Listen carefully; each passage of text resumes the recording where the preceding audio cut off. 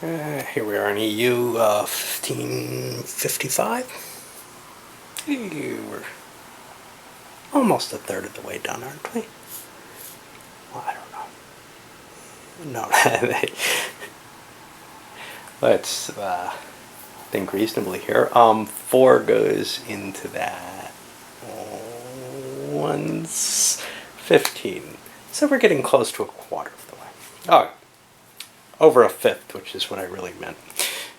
That was the milestone at 12. But, you know, we're cutting into it. We're cutting into it, and that's impressive. But you got to remember, it looks like a big hunk here, but there's these two.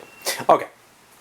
For the events for this turn, and remember, Spain and France are still involved in a war, with the Habsburgs involved in it as well, and Turkey and the Habsburgs are at war. Okay. Not a lot came up in the events this time, and that's pretty common towards the end of an era. You see the charts filling up, and the most common events, the ones they really want to make sure happen, well, they're scattered throughout the event table. And in general, they don't cause rerolls when they come up again. What happens is you get revolts, and we got one of them here, and one down here. And destabilizations, we had one of them, and in this case, something key shifted. Not the Mamluks, unfortunately, for Turkey. Because then they would consider going to war with them this turn. I don't think they can. They didn't realize it was the end of the era, but there wasn't much they could do with the Habsburgs in place there. But they're going to take a loss on that, and it's another bonus for Venice. We lost. Trying to look for it. The papacy fell off of Venice. Papacy is interesting for everyone. I don't know if Sole Defender is going to go anywhere on this. I've got to kind of look it up. See, Spain has that counter-reform position, which I think gives it to them automatically since no one else picked that. It's kind of a disadvantage, especially for anybody who picked, hey, not that. I don't think anybody was that stupid this time, but who knows? I can be that dumb. But yeah, most of the events for the political were on that side. For the economic, we didn't see a lot here. Turkey, the ruler has a serious illness, which reduced their values significantly, 3 points each, as well as giving an immediate chance to die, which didn't happen, and increasing the chance of dying for next turn. France had an heir dead. Heir to the throne is dead, which means they get a penalty on their next leader of -1 on each die roll, which is kind of a painful situation as well. All right, on to diplomacy. We'll see if anybody can pick up the papacy. What's nice about the papacy is it gives you $50. Now, Spain's got a big advantage to it, but they may not have the cash to grab it. But that extra $50 a turn is just fantastic, as long as you don't bring them into a war. All right, well, we're about ready to start the rounds, and anything exciting happened during the economics? Well, one of the interesting things is Portugal and Venice are leaving the game at this point. Venice to go on and become the Netherlands. Whether or not they show up, they're probably going to show up. I think it's guaranteed with all these taxation events that the Spanish have put in, that they'll just erupt as a revolt right on that first turn. Portugal is going to come in as Russia, way off here, and see what they can do about that. So in both cases, they don't really have to worry too much about the future of their country. Now, there's restrictions on them. They can't, like, give a lot of money to somebody, for example. I don't think they can take out loans even beyond what they need to. Anyway, I haven't bothered. But the Venetians went around and fortified the Mediterranean, making life harder on the Turks. Not really a huge deal for them, but there's not much else they can do that affects other people. They also improved their technology. Now, you'll see France has pushed past Arquebus.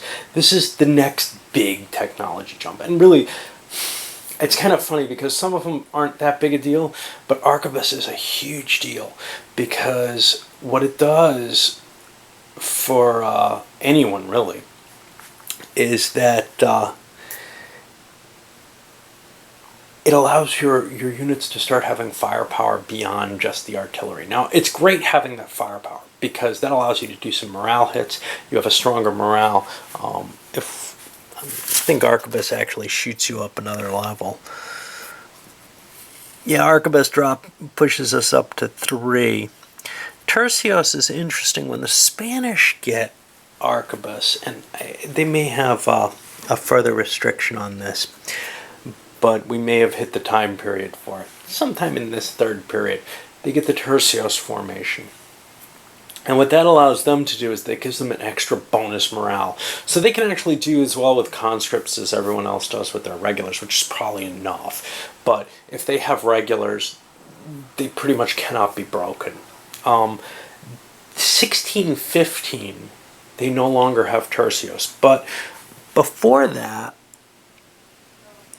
musket occurs. And they're allowed to have Tercios with musket. It's not absolutely clear what that's supposed to do, but what I do is I just say, well, you have the advantages of musket, which is the heavier firepower, and you add to that extra point of morale. It's the same morale, basically. Now, after 1615, the Spanish lose their Tercios. Anyway, what this means is that the French armies are going to be firing on better tables. They're going to be firing with a lot more troops. They're going to do a lot of damage to the things that they fight. Of course, the Spanish, they wanted to fight this. They didn't want to surrender. So they built an army here. They also built a double price army here under Farnese, who I believe is the Duke of Alva, but I'm not sure. I can't remember my people. No, Parma. Alva comes in later. I can't remember who's who in this. The English are going to have to go deal with this revolt. And of course the Turks are going to see if they can crack the Habsburgs. They're not going to have their shot at the Mamluks anymore at this point. Okay, they can take them in a later scenario. Soon we're going to see another trade center come into play. When the Dutch revolt, they get one, which will provide them with $100 a turn for the Atlantic Trade Center. It's theoretically there, but it isn't really, because Spain doesn't get any money off of it, so except through the Dutch taxation. The Venetians are holding on to their Mediterranean Trade Center so far, and obviously until the Mamluks are cracked, the passages going through Egypt will remain. Spaniards are going to try and continue exploring the Amazon and set themselves up so that they can once again settle in Guinea and get that gold mine. And maybe they'll be taking this gold mine as well, if they can reach it, because that's kind of a bonus too. Basically, if you're taking a significant, any gold out of the rest of the world, you want to be taking a lot, because you don't want to end up paying a higher interest rate on the inflation. Anyway, hopefully it'll be a long enough turn that something interesting will happen. Otherwise, some people are going to be very unhappy that they maintained the war. France, for example. Who knows, though? I don't know. Yeah, I mean, Turkey certainly will be unhappy if it ends early. Everyone else is probably not too affected by it. Although the Spanish would love to see themselves win this turn, win some serious battles. You can't count on that, so in a way, getting out early might make up. Maybe they can get that piece that's a little cheaper, I don't know. Alright. Crap. I realized I cheated here. There's no native objection to troops moving through the area, so there would not have been a revolt there the way that it occurred. So I'm going to give the Spaniards back their colony and give them the money for that, for this turn. So regarding all that conversation on Tercios, the rules are a bit of a mess on this, and it's a shame.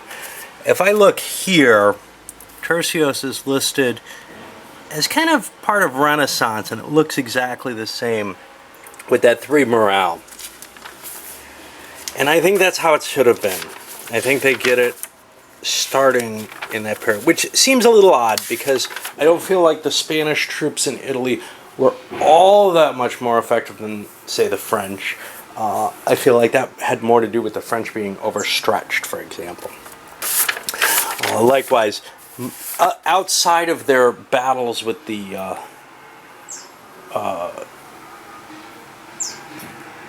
North Americans, well, Central American, South Americans actually, I don't think that the Spaniards showed that much of an advantage in combat against anyone. And mainly they were fighting against the French, but a little bit against the Turks. They did quite well there, actually, comparatively, which might be part of it. But then when we look at the technology rules here, Tercios 2 stars is available to the Spanish and remains valid until the Baroque.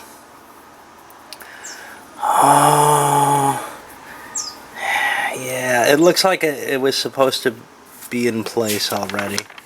I found some place where it indicated otherwise, that it's obviously... Anyway. That's gonna be, it's a shame that I didn't have it earlier. I'm gonna give it to the Spaniards at this point. And that gives them somewhat even footing on this battle between Farnese and whoever the French commander is, who's nameless. I might as well go into what has happened so far while the Spanish reposition themselves, English went and quelled the revolt, that's it. Alright, onward. Well, Farnese was unable to break the French. He actually had a repulse, though, which broke the siege, and both armies were broken, actually. Some nice rolls in the shock phase. Both armies are a little damaged as well, which is especially bad for the French because they wanted to advance in that area. Down here, the Habsburgs came down and were not defeated, but they were repulsed, and they lost both their leaders to the track. No victory point mods for that. And then the Turks pushed into, well, they rearranged their troops, pulled out of Rhodes, and now they've got like 3 big armies, double-size armies, facing the Habsburgs. Now this should be enough to just push them out of the way. But no, this guy, Peklavan Khan, crossed into Pex, and the Habsburgs were able to intercept, so they got the river bonus, and they broke his army on the fire phase. No real pursuit, but still there's some victory points and a modifier that went there. The Habsburgs are doing very well in this war. Turkey's not able to really get a grip on them. And the Spanish can't make an agreement for the Habsburgs. I think I mentioned this before, and say, hey, let's just have a white peace here. Minors don't do that, even under control. There might be, there are times when they'll automatically do it, because the Habsburgs, frankly, would rather be using, well, the Spaniards would rather be using the Habsburgs against the French, but they don't have that option. Oh, I forgot to mark these forward. They're not going to be a big deal, but I always forget them. And we go through the second round. Spaniards lost. I don't remember who he is. He's over here. Not Leon. Orellano. He's not a bad leader who was trying to lead things here. I don't want to use Davaca for this because I think he's going to be the guy who takes the Incas down. He's got almost as good a stats as Pizarro, which aren't Cortez level, but what Cortez did, you can argue Pizarro did more, but in game terms, Cortez just walked in and basically conquered everything with almost no after effects. Yes, things were a little dicey for a short while, but really that whole encounter was very quick in terms of the game, whereas Pizarro had to deal with problems throughout his life as the viceroy in the Inca areas. So obviously he had a little bit more trouble, and one way to represent that is to give him less stats. Portuguese sailing around, they're trying to do the circumnavigation. This is really a vainglorious attempt, but it's all they got, It's the last thing they can do that can really generate any significant points for them. Over here in Europe, well, the French tried to make an attack against the Hungarian army here. They were repulsed, no big loss, but the Hungarians got reinforced there. Do we have another leader? No. Okay. Farnese came down and attacked the French, was repulsed as well, without it being a loss. Basically, it's kind of a very static situation. If anybody had the $100 to spend, they could make this a lot more exciting. But I don't know if it would be much better, because there's troops in every position covering things. It's just more would have a chance of happening. Now on the Turkish side, if they had the $100 to spend, and they do not, they're nowhere near it. In fact, they got about $50 left, which means 2 more rounds to attempt things. Well, again, they tried to push forward. They failed. They've got all these armies in place. If they had the $100, they could storm in and do some real damage. But it's just not there. Spanish threw the Chevaliers into the way. Yeah, I mean, they're almost pointless against the naval power that the Turks can assume right now. And the Turks can keep flooding more troops into Europe, Algerians in this case, but it's just not helping. They've got plenty of troops. They just don't have that kind of angle of attack to do anything with them. They'll probably make a move on Zagreb, but then the Habsburgs will come down and try to clear that. If they get there, though, basically if they get a clear place, and that's going to either be Zagreb or Maras, then they can at least get the sieges and take the defensive bonus of the terrain. So far they've been being intercepted, which is why it's important the Habsburgs have a leader here. They have the choice of which stack to put it on, because both stacks are equal size now. If the anti-French stack was bigger, they'd have more of a problem. You'd expect the French to get some kind of advantage on this, but it's not really that big, because the Habsburgs are picking up a random leader who's really not much worse than what they'd have on the field. The only thing is they can't really intercept well with a random leader. To be able to be active with your army, you kind of need a leader in place. Alright, onward. Alright, after 3, Portuguese continue their exploration. They've taken 50% losses. They're down to 2 ships now. They're not going to make it, but well, we'll see where they get. I mean, Portugal can't really... There's no reason for them to give up. There's no help for them other than they make this journey.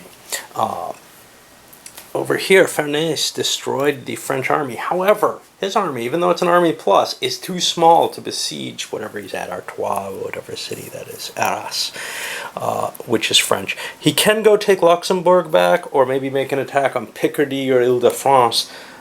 He cannot besiege a force the size that he's got. The French charged forward, repulsed here. Turks have set up a siege. The Habsburgs were afraid to move into Pécs, where they'd have better reaction ability. Of course, Maras would also be exposed then, so it doesn't help them tremendously. But they can't move here for the same reason. The Turks could intercept them. So they just didn't want to take that chance and give that river crossing to the Turks as an advantage. Which is kind of a weird situation, because you'd think, well, the Habsburgs control it. It doesn't work that way. Alright, well, we came by with a lucky roll. I only got a 4, which is kind of close to a 2, I guess. Anyway, onward.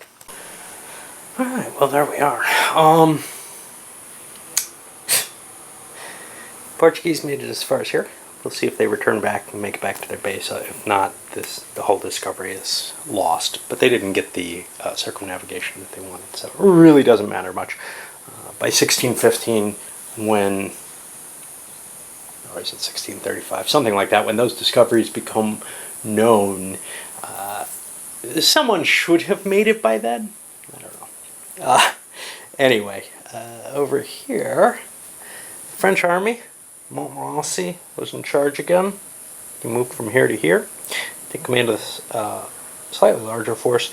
Attacked the Spaniards here, and his army, you can see, is destroyed. He's got a detachment now. He got sacked due to it, or wounded or something, and but deep down into the end of the turn. But this is the end, so he'll be back next turn. Over here, nothing much happening. The French didn't advance there. Bourbon was shifted here, Farnese down here, again, to accommodate the larger forces, because the Spaniards took some losses here. He set up a siege of Luxembourg, but it didn't go anywhere. The Turks' siege, well, at least it got started. They're not going to get penalized in the peace conditions for it. But essentially nothing went anywhere for them with the Habsburgs, and it's going to be tough for them to get out of this war. That's one of the problems with these big miners. Once you get locked into war with them, you really have to win it or offer to give things away.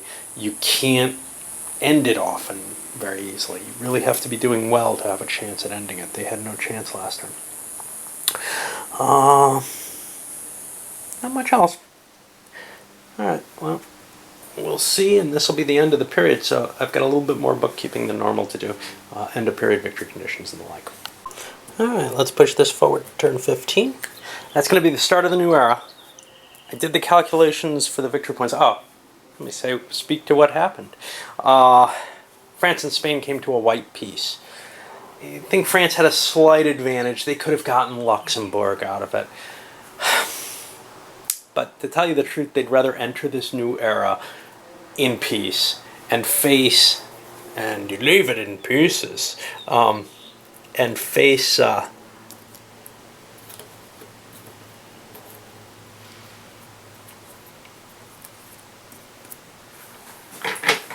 this situation without having to cope with a current war. Yes, it's almost guaranteed that they're going to have aid in that war if they had continued in the color of the Dutch. But you know, they don't really want to help the Dutch. Venice is doing quite well.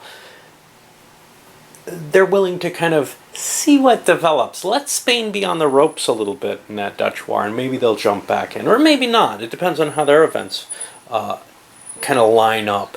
As it stands right now, though, France is perfectly happy. Their army's been shattered. They can rebuild it. They can do some economic improvements that they pretty much completely neglected during this period. So they're in a real step down compared to England. Let's see what the points came out with. Well, our lead is Portugal with 549. This is not shocking. Portugal often is on top at this point, especially given that Columbus failed to discover the New World and that the Portuguese did. It's a lot of points. They hit all their goals. They had no problem doing that. It looks like Portugal didn't do all that well. They didn't match their historical in a lot of ways, but they got goals that they aimed for. They carefully selected their objectives and got a lot of points. And I think they're doing about as well as one could expect them to do. Sure, they missed a few in the first period, but maybe they did better in this period in some ways than they did historically in terms of meeting objectives, even if they're not, you know, in China, for example, with a trading post. They have that complete ports around Africa, which I think is kind of neat, at least in terms of keeping their shipping from losing too much. Okay. Our second place is Venice with 291. Now, Portugal, from my understanding of how the game usually goes, taking over Russia is the biggest point drain possible. They will be in last place if this follows my expectations of how the game normally goes. That's 600 points or whatever. That's just nothing compared to what they're going to lose.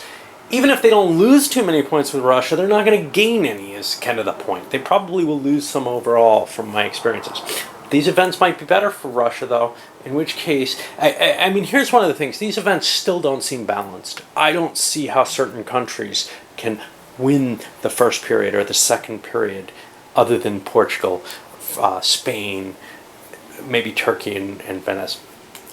It's a little easier, though. France has some significant points, etc. But still, somebody's going to get all those New World and Asian points. And it's going to be Spain or Portugal, unless something terrible happens. I could see people ganging up on Portugal, but it's not in their historical interests, so it doesn't happen. Anyway, the hope here is that Russia will be the point drain that it usually is for them. Venice, Netherlands, well, Venice in particular, is at 291. That's quite a bit below. However, they'll be moving into the Netherlands. Netherlands is not a bad place to be. It does get kind of weak towards the end of the game, but in this upcoming period, they have a lot of merchant fleets, a lot of monopolies, and they can do some exploration, etc., that can get them some colonies, and they have some advantages maybe in the military. Here's in terms of Spain having to really work to fight them. Here's the thing, though. The Spanish army is better, so it'll be generating points when it fights. And the Dutch may well have to flood provinces, which really kills their stability, their victory points, everything. Just in order to stay in the game, they have to do this sometimes. That's the risk, but they should be able to make enough points off their merchant fleets. And then they get this sort of high point when Spain leaves them alone and they're ahead of England in points still. After that, so far it's never been valuable to take the Austrians, but maybe it will be with these events and victory conditions. After that, we've got England at 182. This is good score for England. I'm not used to them pulling these kind of points. I think I cheated a little bit on them on their objectives on the first period, but they're doing quite well. Below that, and we're running out of time here, France at 131. With Milan, that's what gave it to them, really. That was worth 100 points for them. Turkey, 118. That's not bad for Turkey. It looks like they've been really struggling. They took a big penalty for the Mamluks. They didn't get their bonus in this period. In fact, they could get 200 points if they took Hungary and the Mamluks out in this one period, which is kind of cool. And then our final is poor Spain at 33. And normally, a Spain doing this poorly would still be doing quite well point-wise. This has definitely penalized Spain a good deal for those first periods, which makes things kind of interesting. I think if you're playing a short scenario of the first period or two, ganging up on Portugal is the goal that other people want to do. Anyway, this is going up because I'm out of time, and I'll do the objectives and such not, and a lot of work between periods. Up it goes.